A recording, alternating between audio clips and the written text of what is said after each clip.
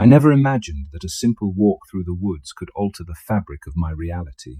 My name is Nathan, and for as long as I can remember, I have found solace in nature. Feeding birds, exploring winding forest trails, and immersing myself in the delicate rhythms of the wild brought a tranquility that the chaos of daily life could never replicate. But some encounters in the wilderness are anything but tranquil. 12 years ago, I had my first brush with the inexplicable. At the time, I thought I could bury the memory, pass it off as a trick of the mind. That experience was only the beginning. It started innocuously enough. I had recently moved into a modest flat on the edge of a quiet town called Claymore. To celebrate, my Uncle Malcolm and I decided to grab a few drinks at a local club just down the road. Malcolm, a man of few words and contemplative demeanor, wasn't much for parties, but he indulged me that evening. I spent the night sipping beer, reminiscing about simpler times. As the hours melted away and the patrons began to trickle out, we decided it was time to head home. The path we took wound up Beacon Road, a stretch of asphalt bordered by thick woods on either side. The streetlights were sparse, their amber glow barely illuminating the gravel shoulders. Malcolm walked ahead, his hands shoved deep into the pockets of his coat. I lingered behind, savoring the cool night air.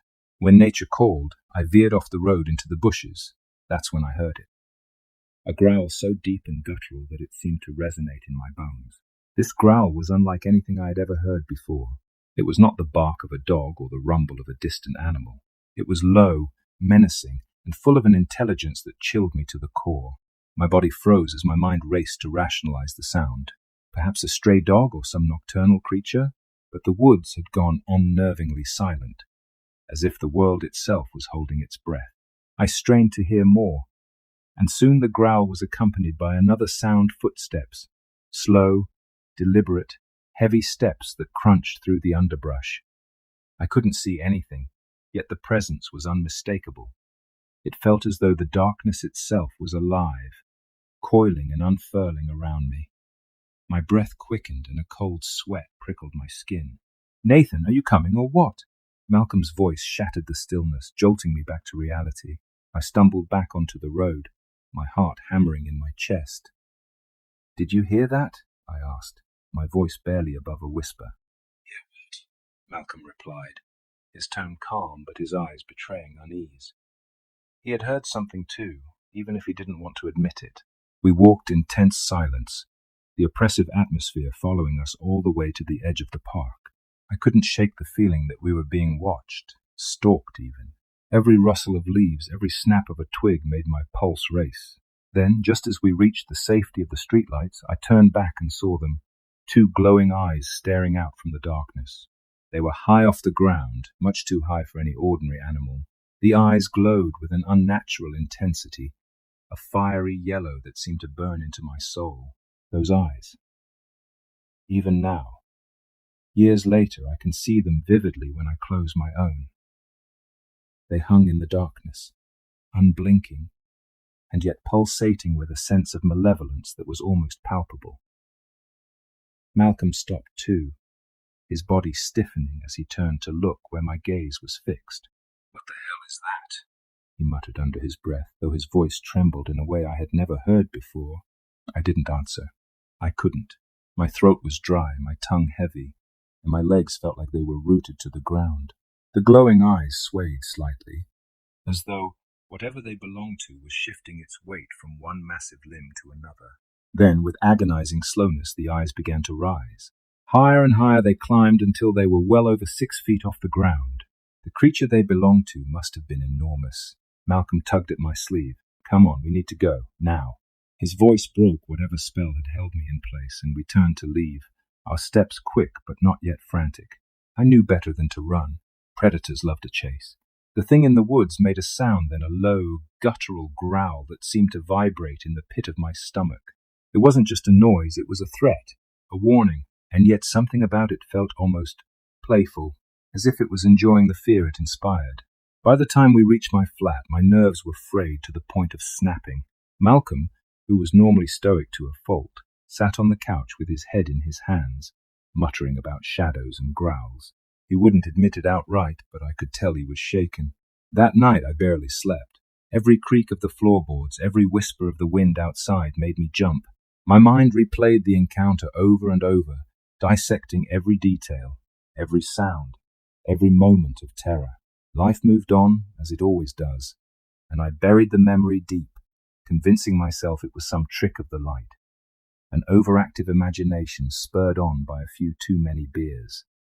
But the unease never truly left me. It lingered in the back of my mind, a constant shadow. And then, years later, it happened again. I had been visiting a friend, Sophie, who lived on the outskirts of town, near a sprawling forest known as Blackthorn Woods. The area was picturesque with its tall oaks and winding trails, but it also had a reputation for being strange. Stories of odd lights, phantom sounds, and sightings of creatures that defied explanation were common among the locals. I had always dismissed them as small-town folklore, until that night. It was late when I decided to head home, and Sophie suggested I take a shortcut through the woods to save time. She handed me a leash for her neighbour's Yorkshire Terrier, a small and cheerful dog that had been abandoned and taken in by the community. I didn't think twice about it. The woods were familiar, and the thought of having a dog for company was reassuring. The first half of the walk was uneventful. The dog trotted ahead, its tail wagging as it sniffed at the ground. The air was cool and crisp, the kind of night that made you glad to be outdoors. But as I ventured deeper into the woods, something changed. The air grew heavy, oppressive. The usual sounds of the forest, rustling leaves, chirping crickets, distant bird calls faded into an eerie silence. It was as if the world itself had been muted. The dog stopped abruptly, its ears perked and its body tense. I tugged gently at the leash, but it wouldn't budge. Instead, it let out a low whine, its eyes fixed on something ahead. Following its gaze, I saw nothing but shadows and the faint outline of trees against the night sky. Yet the dog's behavior was unmistakable. It was afraid. And so was I. "Come on, buddy," I whispered, though my voice sounded hollow in the stillness. The dog whimpered again, but reluctantly moved forward. I noticed then that the ground beneath my feet had grown soft and uneven, the once well-trodden path giving way to patches of tall grass and brambles.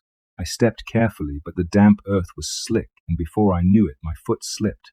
I tumbled down a small embankment, landing hard on my side. The leash slipped from my hand, and the dog darted away, its small form quickly swallowed by the darkness. Pain shot through my ankle as I tried to stand. My leg felt weak, unsteady, and warm blood trickled down from a scrape on my knee. Grumbling under my breath, I reached into my pocket for my phone, only to find it wasn't there. I must have left it back at Sophie's. As I looked around, trying to get my bearings, I noticed something. A shape. At first it was just a shadow among shadows, indistinct and formless. But then it moved. The figure was tall, impossibly so, with a hunched posture that made it seem almost predatory. Its limbs were long and sinewy, its head large and angular like that of a baboon. The creature's movements were fluid yet unnatural, a grotesque blend of animalistic grace and human-like intent. As it stepped closer, the faint moonlight revealed more details. Its fur, thick and dark, its hands tipped with claws that glinted like knives. And then there were its eyes. Those same eyes I had seen all those years ago, glowing with that eerie yellow light. My breath caught in my throat as the realization hit me. It was the same creature.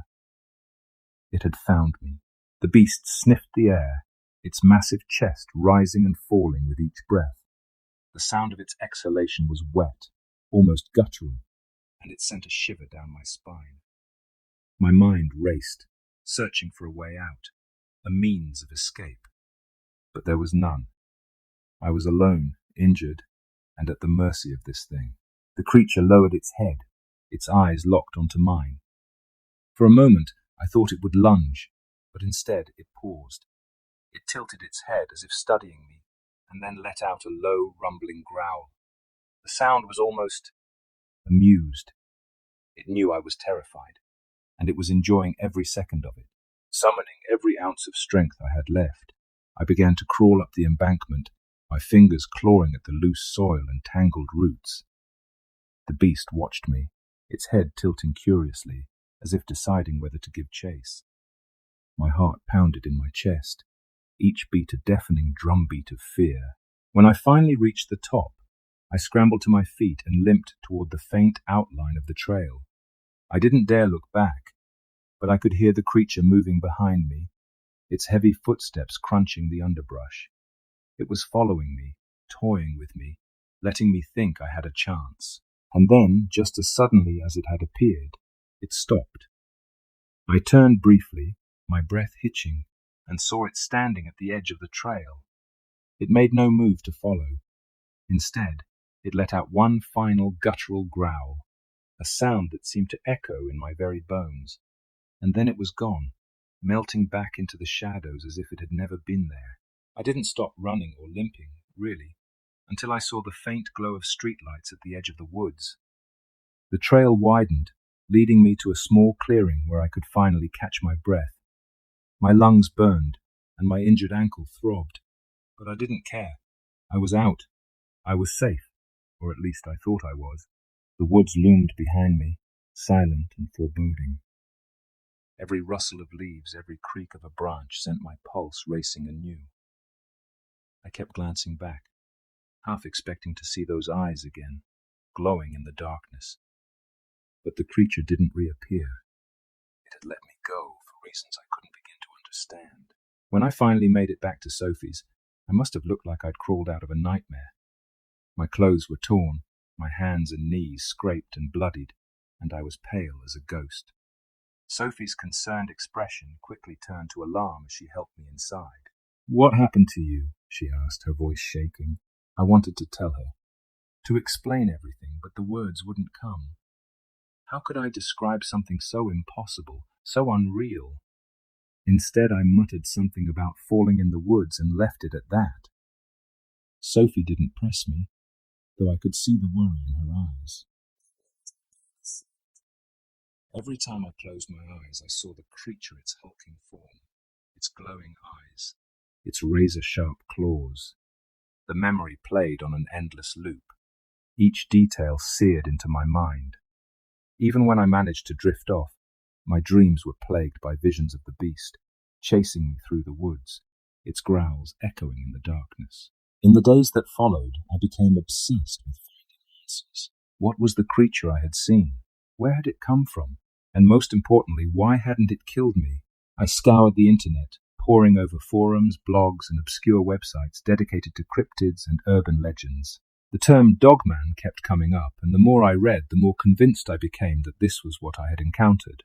The descriptions matched perfectly its size, its posture, its glowing eyes. Even the growl, that deep guttural sound that seemed to vibrate in my very soul, was a hallmark of dogman sightings. But there was one detail that stood out above all others: the intelligence.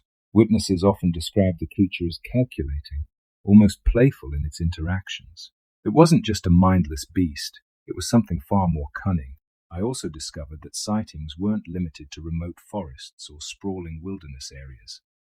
People had reported encounters in urban parks, suburban neighborhoods, even near highways. The idea that these creatures could be living among us, hidden in plain sight, sent a chill down my spine. They weren't confined to the woods. They could be anywhere. As the weeks turned into months, I found myself growing increasingly paranoid. Every shadow, every sound, every flicker of movement out of the corner of my eye set my nerves on edge. I started avoiding the woods altogether, taking longer, more circuitous routes to get where I needed to go. Even walking down well-lit streets at night felt risky. The incident had shaken me to my core, and the more I thought about it, the more questions arose. Had the creature followed me? Was it still out there, watching, waiting? I couldn't shake the feeling that I was being monitored, that the beast hadn't let me go entirely. It was as if it had marked me somehow, leaving an invisible scar that only I could feel. One night, as I sat alone in my flat, the paranoia reached a fever pitch. A faint screeching sound echoed from outside my window, sending a jolt of fear through me. My heart raced as I crept toward the curtain, trembling as I reached to pull it aside. When I finally mustered the courage to look, there was nothing there, just the empty street, bathed in the pale glow of a street lamp, but I couldn't shake the feeling that something or someone was out there, hidden just beyond the edge of the light. Eventually, I knew I couldn't live in fear forever. Avoiding the woods wasn't sustainable. They were a part of my life, a part of who I was. So one crisp autumn morning, I decided to face my fears head-on. I would return to Blackthorn Woods, not as a victim, but as someone determined to reclaim their peace of mind. Armed with a sturdy walking stick and a sense of resolve, I set out on the same path I had taken that fateful night.